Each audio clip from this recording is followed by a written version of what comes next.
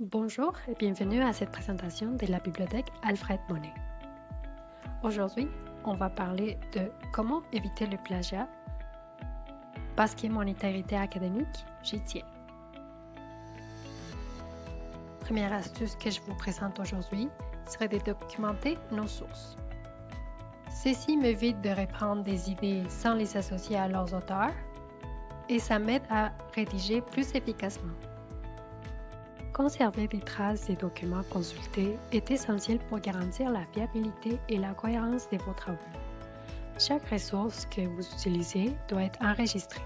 Cela inclut les livres, les articles, les sites web et même les documents audiovisuels. Cette pratique vous permet non seulement de citer correctement vos ressources, mais aussi de trouver rapidement une information en cas de besoin. Pour aller plus loin, développez un système efficace pour prendre et organiser vos notes de lecture. Cela peut être un carnet structuré, un tableau numérique ou un logiciel spécialisé. L'objectif est de centraliser vos idées, vos résumés et vos références dans un format clair et accessible.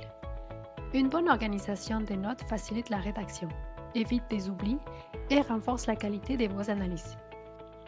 Nous avons parlé des différentes actions qu'on peut prendre pour bien documenter nos sources, mais il faut parler aussi de la citation, car la citation des sources est le meilleur antidote contre le plagiat. Il s'agit d'un aspect essentiel d'un travail universitaire, intègre et original.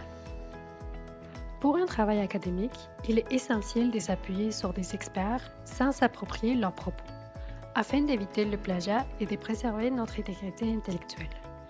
Il faut donc indiquer clairement quelles idées viennent d'ailleurs et permettre l'audience de retrouver ces ressources. Nous allons notamment utiliser un modèle de référence pour que notre travail ait l'air uniformisé. Selon les règlements concernant la malhonnêteté relative aux études de l'USB, tout étudiant doit documenter toutes sortes d'informations ou de matériel sonore, électronique ou textuel utilisés, soit directement, soit par traduction, à l'occasion d'un examen ou d'un travail, que ce soit un essai, un devoir, un mémoire, dissertation ou autre.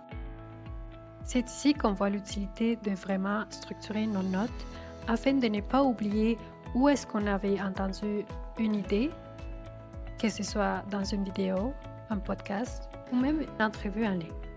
Qu'est-ce qui en est de l'intelligence artificielle? Eh bien, il ne reste qu'à nous renseigner.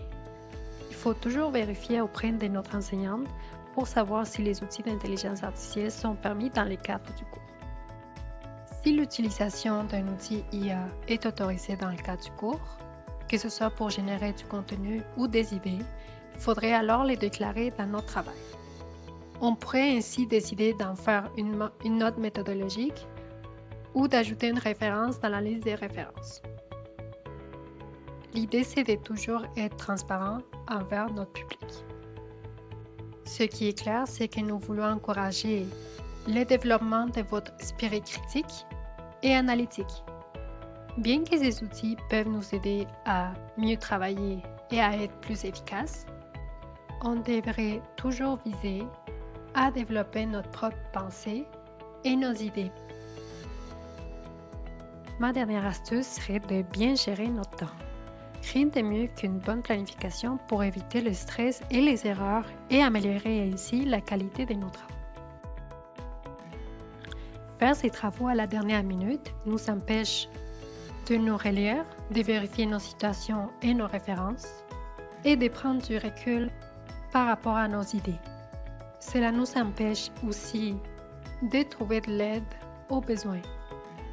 Une bonne planification et organisation du travail est de mise. Ceci s'avère mon astuce numéro 1. Notre équipe de bibliothèque est engagée dans votre réussite. Venez nous voir en personne. Nous avons évidemment des collections physiques à la bibliothèque. Nous avons aussi des bibliothécaires pour t'aider à trouver des ressources, à citer ou même à améliorer tes stratégies de recherche. Nous offrons ainsi un service de prêt des portables, des calculatrices, chargeurs et autres appareils. La bibliothèque compte plusieurs espaces d'études individuels et des groupes. Nous offrons des salles de travail des groupes réservables en ligne, ainsi que des ordinateurs de bureau et une machine imprimante photocopieur. disponibles pour tous les étudiants. Si jamais tu es mal pris, on vend des sacs, des écouteurs et des clés USB au comptoir des prix.